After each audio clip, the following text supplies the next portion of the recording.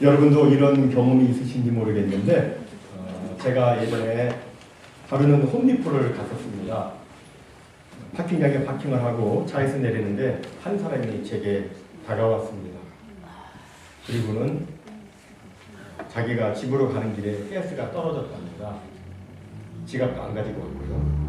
그러면서 가스비 좀 줄 수 있겠느냐고 말했습니다. 여러분 이럴 땐 어떻게 해야 됩니까? 줘야 됩니까? 말해야 됩니까? 줘야 됩니다. 그때 저는 제 기억으로 10불 준 것 같습니다. 5불짜리 하나하고 1불짜리 5장으로 기억합니다. 당시 저의 행동은 오늘 본문 말씀에 피상적으로 비추어볼 때에 선을 행한 사람들이 있는 오른편에 있을 만한 행동이었습니다. 도움이 필요한 사람을 도와주었기 때문입니다. 그런데 지난 2015년 9월 말에 제가 조지아에서 일을 보고 뉴욕 라과디아 공항에 도착을 했습니다. 거기서 제가 물어 버스를 타고 할렘까지 가서 할렘에서 뉴욕 브루스터로 오는 기차를 타려고 표를 끊었습니다. 그리고 계단을 오르는데 어떤 사람이 구걸을 했습니다. 마침 기차는 영리에 들어오고 있었고 그래서 급하게 그에게 돈을 주려고 그를 잠시 보았는데 그의 눈동자가 풀려 있었습니다. 풀려 있었어요. 순간 이 사람에게 돈을 주면 먹을 것을 사 먹는 게 아니라 마약을 할 것 같다는 생각이 들었습니다. 그래서 돈을 주지 않고 진짜 여기 돈 다 준비해놨었는데 돈 안 줬어요. 돈 주려고 할 때 이 사람 막 감격에 눈빛이었는데 돈을 안 줬어요. 그리고서는 그냥 급하게 위로 올라가서 기차를 탔습니다. 기차를 타고 나서 제 마음이 그리 편하지 않았습니다. 이후에 어떻든 저의 그 행동은 오늘 본문 말씀에 피상적으로 비추어 볼 때 오른편이 아닌 왼편에 있을 만한 행동이었습니다. 그러니까 한 번은 오른편에 한 번은 왼편에 있을 만한 두 행동이 제게 있었던 거예요. 그렇다면 여러분 제가 나중에 예수님 앞에 섰을 때 예수님 오른편에 있게 될까요? 왼편에 있게 될까요? 제가 지금 여러분께 이 질문을 드리는 것은 사실은 많은 사람들이 오늘 본문을 가지고 그런 식으로 해석을 하고 있기 때문입니다.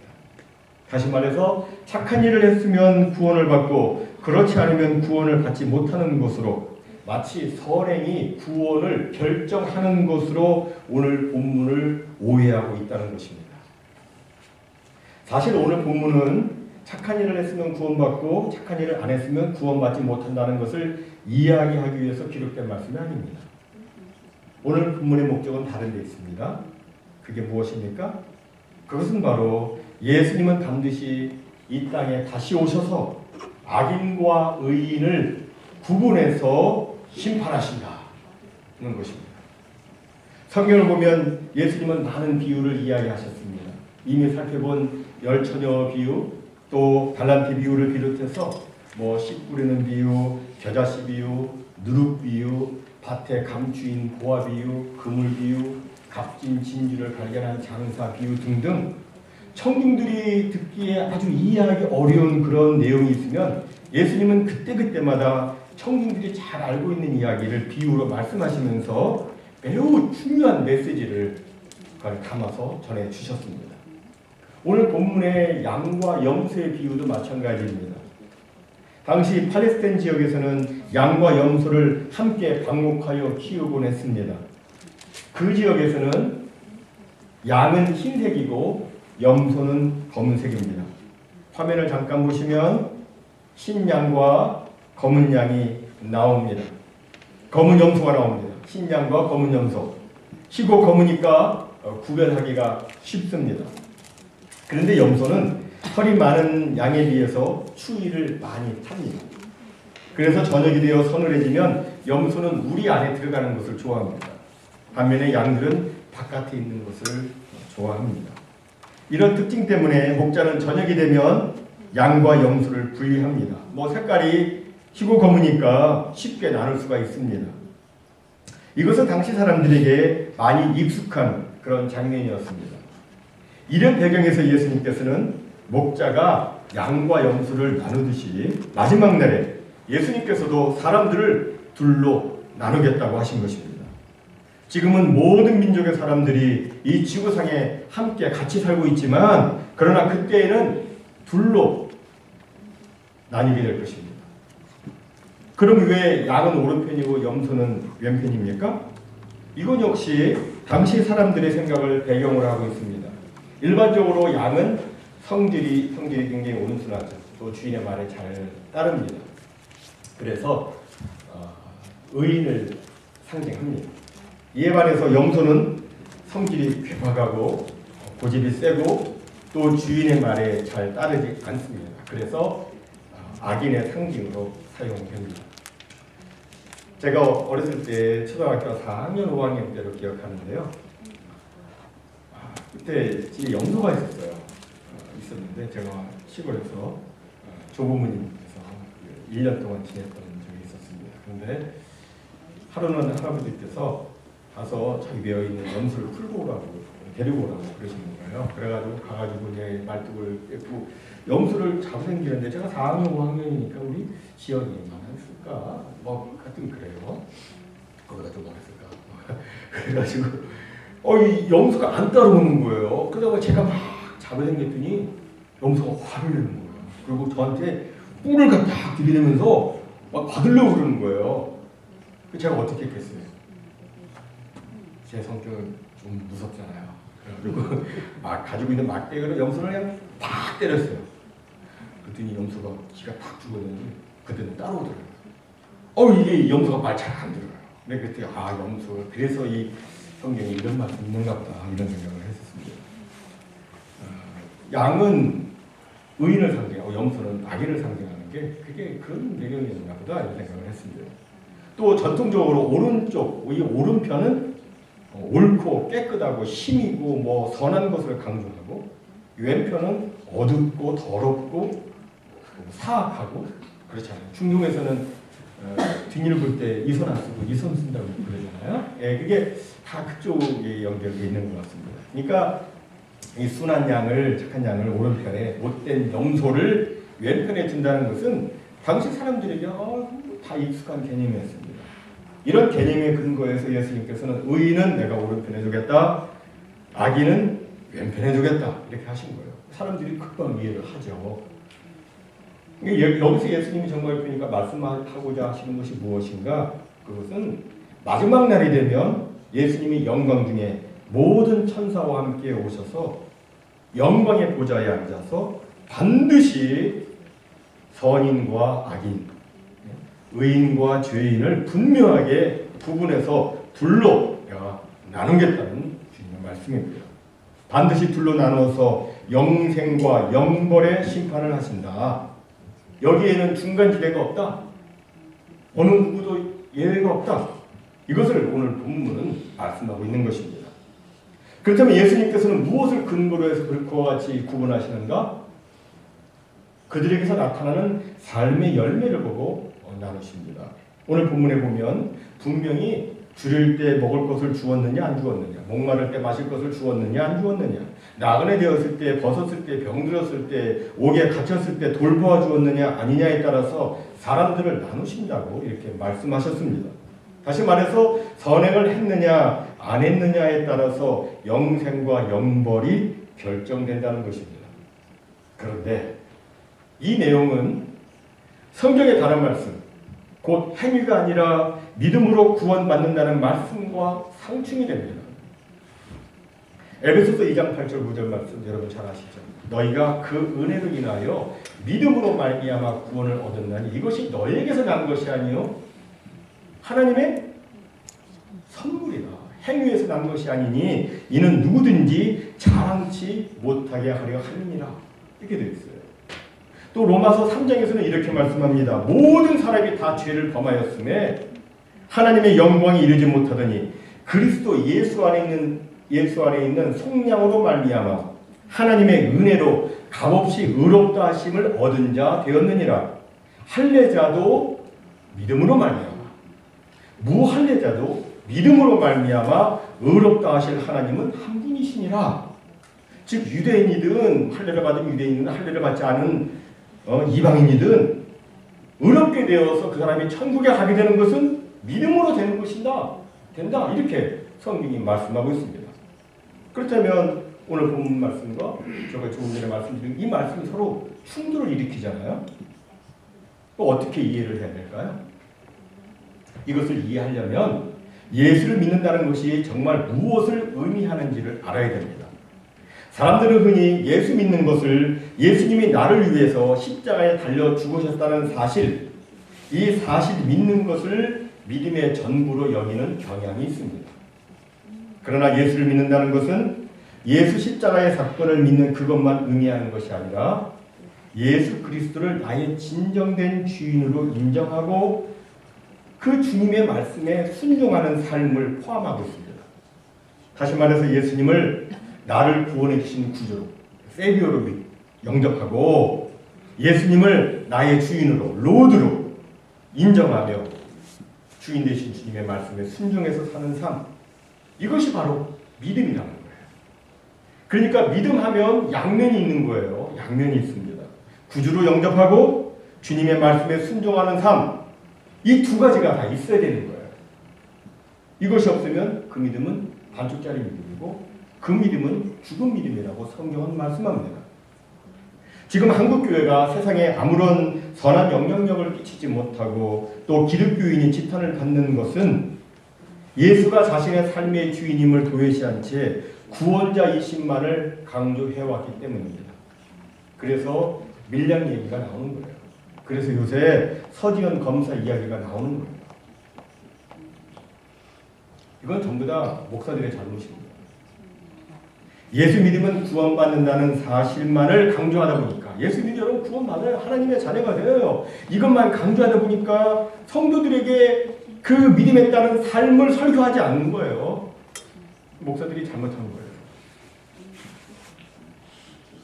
그러니까 삶을 얘기하지 않으니까 예수를 믿는다고 하면서도 도적질하고요, 사기치고요, 거짓에 거짓을 말하고요, 세상의 온갖 잡다한 죄들, 세상의 악한 것들을 따라서 합니다. 이것은 예수를 믿는 게 아니에요. 이것은 예수를 욕보이는 것입니다. 물론 예수를 믿는 사람도 죄를 짓죠. 다 죄 짓죠. 그런데 진정 예수를 믿게 되면, 진정 예수님을 믿는다면 그 안에 계신 성령님께서 그 죄를 그냥 가지고 있도록 내버려 두지 않으십니다. 그 죄를 지적받았을 때 그 죄를 거짓으로 막 무마하고 그것을 숨기기 위해서 또 거짓말을 하고 그런 식으로 계속해서 죄를 숨기도록 그렇게 하시지 않습니다. 그 죄를 다 내놓을 때까지 성령님께서는 탄식하시고 권고하시고 깨닫게 해주시고 그러십니다. 그래서 결국 그 사람이 진정된 회개를 하고 돌아서게 하십니다. 마치 다윗이 선지자 나단으로부터 자신의 죄를 지적받았을 때 솔직하게 다 고백을 하잖아요. 그리고 죄를 인정합니다. 죄를 회개해요. 그리고 그 죄에 대한 벌을 달게 받아요. 그리고 다시 회복됩니다. 그리고 하나님의 새로운 사람으로 새롭게 살게 되는 거예요. 이것처럼 예수를 진정 믿으면 그런 회복의 모습이 나타나는 거예요. 이것이 믿음의 모습입니다. 이게 믿음이에요. 바로 믿으면 회개 열매를 맺습니다. 그리고 그 후에 주님께서 기뻐하시는 선한 삶을 또한 살게 됩니다. 도둑질하는 자는 다시 도둑질하지 않고 돌이켜 가난한 자에게 구제할 곳이 있도록 하기 위해서 자기 손으로 열심히 수고하여 선한 일을 행한다고 성경은 말씀합니다. 소외된 자, 연약한 자들에게 먹을 것을 주고 마실 것을 주고 입을 옷을 주기 위해서 열심히 일합니다. 여러분 일하시는 목적이 뭐예요? 선한 일을 하기 위해서 하는 거잖아요. 그렇죠? 선한 일을 하기 위해서요. 이게 믿음이에요. 바로 믿으면 선한 행위들이 나타납니다. 마태복음 7장에서 주님은 이렇게 말씀하셨습니다. 그의 열매로 그들을 알지니 가시나무에서 포도를 또는 엉겅퀴에서 무화과를 따겠느냐. 이와 같이 좋은 나무마다 아름다운 열매를 맺고 못된 나무가 나쁜 열매를 맺나니 좋은 나무가 나쁜 열매를 맺을 수 없고 못된 나무가 아름다운 열매를 맺을 수 없느니라. 그렇습니다. 좋은 믿음의 나무는 반드시 아름다운 사랑의 열매를 맺습니다. 선한 일을 행하게 되어 있습니다. 그래서 그 열매를 보면 그의 믿음을 알 수 있습니다. 아무리 자기가 믿는다고 말을 해도 그에게서 선한 열매가 나타나지 않으면 그는 아직까지 참 믿음의 소유자라고 말할 수 없습니다. 주님은 분명히 경고하셨어요. 나더러 주여 주여 하는 자마다 다 천국에 들어갈 것이 아니요 다만 하늘에 계신 내 아버지의 뜻대로 행하는 자라야 들어가리라. 여기 아버지의 뜻은 뭡니까? 아버지의 뜻은 성경에 기록된 모든 말씀이 아버지의 뜻이에요. 성경에는 하라는 계명과 하지 말라는 계명 이 모두가 이 안에 포함되어 있습니다. 이 안에 다 들어있어요. 이게 아버지의 뜻이에요. 그죠? 근데 이 성경에 있는 모든 내용을 줄이면 뭐가 돼요? 10계명이 되는 거예요. 그리고 이것을 더 줄이면 뭐가 돼요? 하나님 사랑, 이웃 사랑이에요. 다시 말해서 사랑을 행하는 것, 이것이 아버지의 뜻입니다. 사실 성경의 모든 말씀은 다 이 사랑, 여기에 다 집약이 되어 있습니다. 여러분, 살인하지 않는 것도 사실은 사랑하기 때문이에요. 사랑하기 때문에 가늠하지 않는 것입니다. 사랑하기 때문에 도적질도 거짓 증거도 하지 않는 것입니다. 그리고 사랑하기 때문에 오늘 본문에 나오는 선한 일들도 행하는 거예요. 즉 주님께서 마지막 날에 둘로 나누시는 심판 기준은 과연 그에게 그 믿음에 따른 행함이 있느냐, 곧 사랑이 있느냐 하는 것입니다. 사랑이 없으면 아무것도 아니라고 성경으로 말씀합니다. 아무것도 아니에요.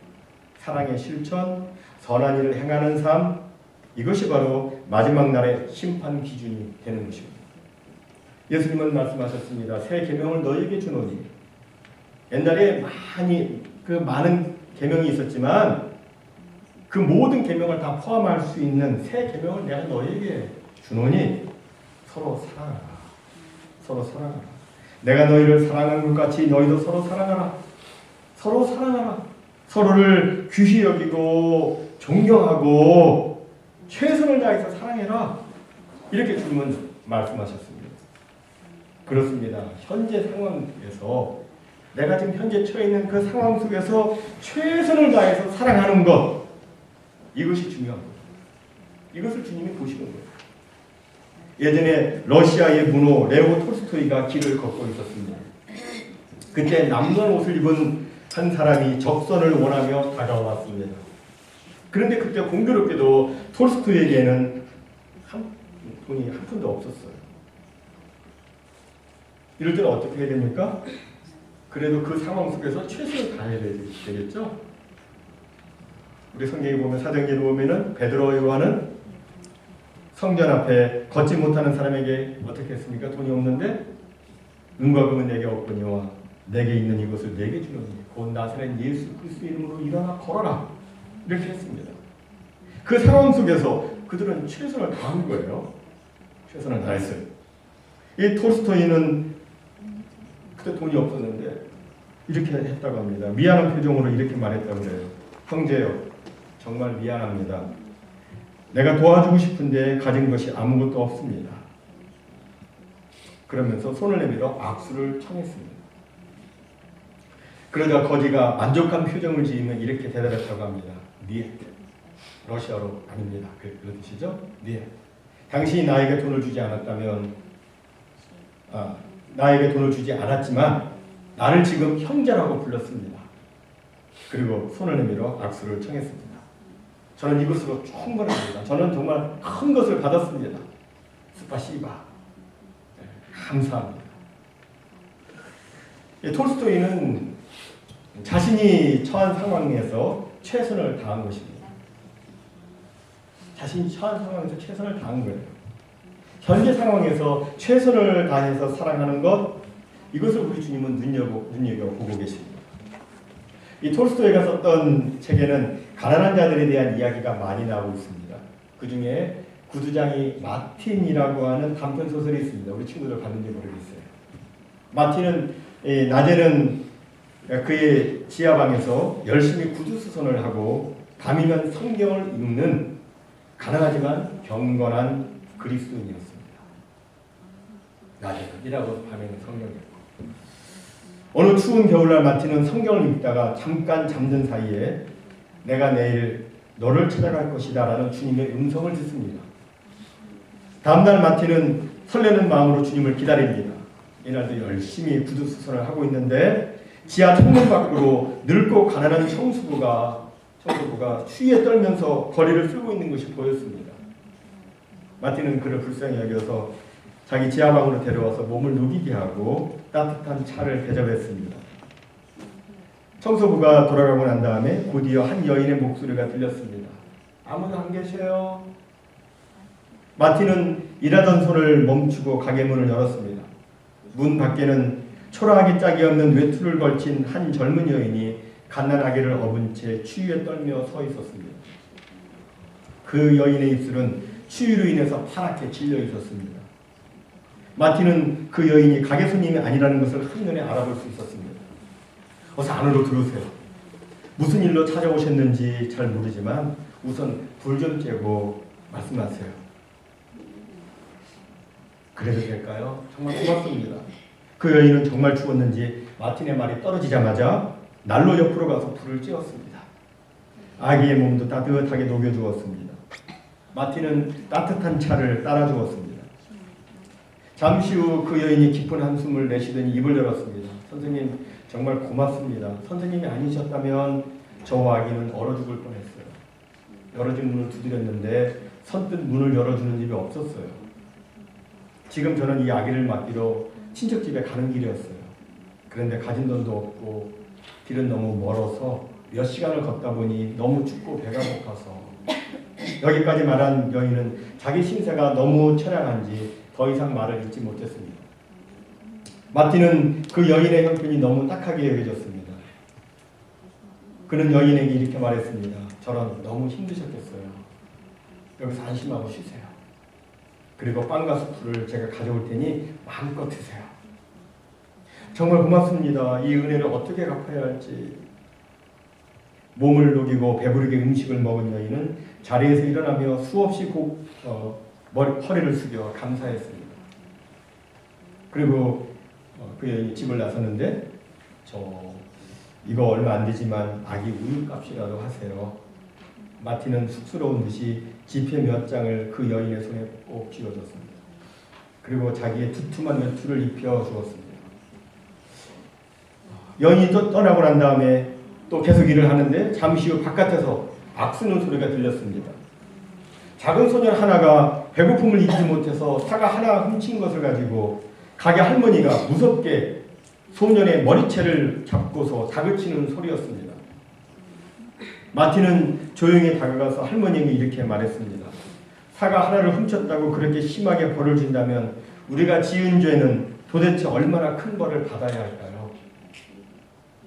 할머니는 아무 말도 못하고 소년을 용서해 주었습니다. 그러나 저녁이 되어도 주님은 여전히 나타나시지 않았습니다. 마틴은 구두수선 일을 마치고 다시 성경을 보기 시작합니다. 그런데 그때 갑자기 오늘 하루 동안 자신이 만났던 청소부, 여인, 소년의 모습이 차례로 나타납니다. 그러더니 그들의 뒤에서 한 목소리가 마틴에게 들려옵니다. 바로 나야. 바로 나였어. 어젯밤 꿈속에서 들었던 주님의 음성이었습니다. 주님은 지극히 작은 자의 모습으로 마틴을 찾아오셨던 것입니다. 그때 마틴이 읽고 있었던 성경은 바로 오늘 우리가 읽은 이 본문 40절 말씀이었습니다.